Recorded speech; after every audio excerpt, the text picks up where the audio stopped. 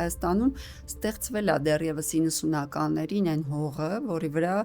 սրտաբանները կարողացել են կայանալ։ Բերլինի զինվորական հիվանդանոցում 80%-ը, 80-ից 90%-ը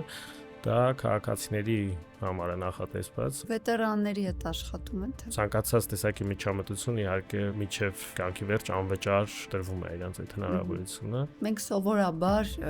60+ տարիքի պացիենտներին փորձում ենք խուսափել, համարելով, որ կարող է կալցիֆիկացիան արտահայտված լինել։ Կարող է կալցիում շատ լինի, բայց նեղացում չունենա ու դա չես տեսնելու CT-ի վրա։ Ինչ-որ շատ crazy